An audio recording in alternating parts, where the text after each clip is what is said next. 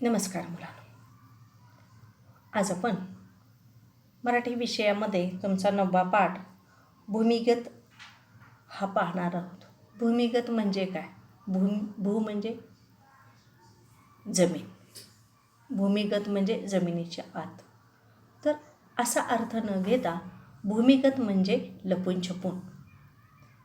हा पाठ लपून छपून हा पाठ मुमताज रहमतपुरे यांनी काय केलेला आहे? लिहिलेला आहे. मुमताज रहमतपुरे या लेखिका असून त्याने विविध विषयावरील लेखन काय आहे? प्रसिद्ध आहे. सोनपावली हे पुस्तक त्यांचं प्रसिद्ध आहे. मुलांनो, हा पाठ भूमिगत हा शब्द जरी आपल्यासमोर आला तरी आपल्याला ऑगस्ट स्वातंत्र्य लढ्याची क्रांती आपल्यासमोर काय करते? उभा राहते. आणि स्वातंत्र्य लढ्यामध्ये 8 ऑगस्ट 1942चा दिवस इंग्रजांनी गांधीजींना काय केली? अटक केली आणि साऱ्या भारतातील सर्व क्रांतिकारकांना अटक करण्याचं सत्र सुरू केलं. आणि यासाठी मग सर्व देशातील क्रांतिकारक लपून छपून काम करायला लागले आणि त्यालाच भूमिगत असं नाव काय करण्यात आलं? देण्यात आलं. आणि या स्वातंत्र्य लढ्यामध्ये सक्रिय असणाऱ्या शंकरच्या शोधात इंग्रज सरकार होते. हा शंकरचा मित्र अब्दुल्ला आणि त्याची पत्नी या लढ्यात शंकरला बरोबरीनं काय करतात? साथ देतात. आणि यामधूनच आपल्याला हिंदू मुस्लिम ऐक्य आणि आपला देश स्वतंत्र करणे ही भावना आपल्याला यामधून देशप्रेमाची भावना दिसून येते. आपण खरं तर अगोदरच भेदभाव करत नव्हतो. आपण एकनिष्ठेने आपल्या भारतामध्ये शांततेने समाधानाने राहत होतो. पण इंग्रजांनी बीजच असं पेरून गेले की आपणच आपल्या माणसांचे काय काय झालो? हिंदू आणि मुस्लिम हे 2 शत्रू झालो. कुणामुळं? तर इंग्रजांमुळं झालं. तर या पाठामध्ये आपण जर पाहिलं तर असे हे क्रांतिकारक आणि या क्रांतिकारकांनी काय कार्य केले हे आपल्याला पाहायचं आहे. 8 ऑगस्ट 1942चा दिवस गांधीजींनी इंग्रजांना छोडो भारत असा अखेरचा सल्ला दिला. 42ची चळवळ सुरू झाली. वणवा पसरावा तशी देशभर पसरली.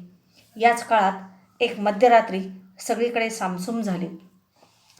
आणि या सामसुमीमध्ये काय केलेलं आहे की ही ऑगस्टची क्रांती अजिबात थांबायला तयार नव्हती. आणि मग हळूच दारावरची कडी काय केली? वाजवली. दारावरची कडी वाजवली. प्रकाश झोतात थकलेला भागलेला चेहरा दिसला. डोळ्यात भरकन अनेक भाव चमकून गेले. दास्तावलेला पाहून कंदील चटकन बारीक केला. आलेल्या माणसाला आधी आत घेऊन त्यानं दार विचारलं आणि मग विचारलं, शंकर अशा अवेळी कसा? अब्दुल्ला बघा तरी त्यांचं प्रेम. अब्दुल्ला मला आसरा हवाय. मी तुरुंग फोडून काय केलेला आहोत? आलोय. अरे काही काळजी करू नकोस. या अब्दुल्लाच्या घरात काय होईल? विश्वासघात होणार नाही म्हणूनच मी तुमच्याकडं यायचं धाडस केलं. पोलीस माझ्या शोधात असू देत. या घरात दुसरं कोणी आहे याचा पत्ता देखील लागणार नाही कुणाला. पण बाबी, तिला जे सांगायचं ते मी सांगेन. तू निर्धास्त राहा. तुला भूक लागली असेल, जेवण कर. शांत झोप. फार दमलेला दिसतोयस. अब्दुल्लाने शंकरला स्वतःचं जेवण वाढले. त्याच्या झोपण्याची व्यवस्था करून दिली. शंकर निश्चित मनाने झोपी गेला. अब्दुल्लाची पत्नी जैमुनी पहाटे उठली. नेहमीप्रमाणे रोजची कामे ती आटोपू लागली. अब्दुल्ला गंभीरपणे जैमुनीसमोर उभा राहिला. इतक्यात सकाळी आपला नवरा कसल्या विचारात गडलाय हे तिला कळेना. एवढ्यात अब्दुल्ला तिला म्हणाला, जैमुनी, काल रात्री आपल्याकडे जो पाहुणा आला आहे ना, तो कोण आहे माहीत आहे? तो एक क्रांतिकारक आहे. तो आपल्या घरात लपलाय हे कोणाला कळता कामा नये म्हणून त्याचं जेवणसुद्धा त्याच्या खोलीतच देत जा. तो असेपर्यंत दुसऱ्या कोणालाही आपल्या घरी बोलावू नकोस. आणखी एक काळजी घे. बाहेर जाताना घराला कुलूप लावून जात जा. एवढ्यावरून जे समजायचे ते तिला समजले. आपला पाहुणा एक देशभक्त आहे. आपला देश स्वतंत्र व्हावा म्हणून इंग्रजाविरुद्ध तो लढत आहे. आपली बायको, मुले, घरदार या सर्वांना सोडून आपल्या जीवाचीही पर्वा न करता तो चळवळीत पडला आहे. म्हणून आपल्याला करता येईल ते मदत आपण करावी असे तिने ठरविले. त्या दिवसापासून शंकर त्या अंधाऱ्या खोलीत अंगावर घोंगडी घेऊन मुस्कटून काय केला? झोपला. जेवणाचं ताट नेऊन द्यायची.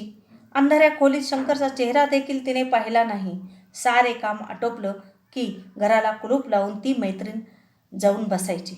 रस्त्यात पोलीस दिसला की कडेवरचा मुलाला क्षणभर घट्ट छातीशी धरायची, मनात धास्तावायची. शंकरला परत पकडण्यासाठी इंग्रज सरकार पाळत ठेवून होते. त्याला पाहून देणाऱ्यास मोठे बक्षीसही जाहीर केले होते. तो हाती लागावा म्हणून पोलीस जंग पछाडत होते. तो सापडला असता तर अनेक भूमिगतांचा पत्ता ठाव लागला असता. म्हणून पोलीस शंकरसारख्या कार्यकर्त्यांच्या मागे हात धुवून लागले. शंकरच्या भूमिगतांना एकच घरात फार दिवस आसरा घेणे धोक्याचे असते. म्हणून काही काळ लोटल्यानंतर दुसरी व्यवस्था करून शंकरने अब्दुल्लाचे घर सोडले. एक कार्यकर्ता त्याला ठरवलेल्या नव्या ठिकाणी न्यायला आला. निघण्यापूर्वी शंकर अब्दुल्लाला भेटला. दोघांच्याही डोळ्यात पाणी तरारले. अब्दुल्ला म्हणाला, जपून जा, काळजी घे. भाभीचा निरोप घ्यायचा शंकर विसरला नाही. खालमानाने तो म्हणाला, भाभी, तुम्ही माझ्यासाठी फार तस्ती घेतली, धोका पत्करला. मी तुम्हा दोघांना आयुष्यात कधीच विसरणार नाही. असे बोलून तो निघाला. जयमुने त्याला पाठमोरा पाहतच राहिली. आजवर अंधाऱ्या खोलीतच तो पडून राहिल्याने आपण त्याला कधी धड पाहिलेले नाही असे तिला मनातून येऊन गेले. 15 ऑगस्ट 1947 रोजी भारत स्वतंत्र झाला. सगळीकडे कसे चैतन्य पसरले. आनंदी आनंद झाला. भूमिगत कार्यकर्त्यांचा सत्कार करण्यात आला. अब्दुलने या समारंभात उत्साहाने भाग घेतला. जयमुनीलाही सोबत नेले. व्यासपीठावर सर्व भूमिगत कार्यकर्ते बसले होते. अब्दुल्लाने गमतीने जयमुनीला विचारले, यातला कुठला भूमिगत आपल्याकडे राहिला होता हे सांग बघू. साऱ्या भूमिगताकडे पाहून जयमुनीने नजर टाकली, पण छे, त्यातला कोण आपल्या घरी राहिला होता हे काही तिला ओळखू आले नाही. अशा पद्धतीने की ज्या घरामध्ये हा भूमिगत क्रांतिकारक लपलेला होता त्या घरातल्या स्त्रीला सुद्धा माहिती झाला नाही की यातला कोणता भूमिगत आपल्या घरामध्ये लपला होता. अशा पद्धतीने लपून छपून क्रांतिकारक आपलं काम काय करत होते, पार पाडत होते.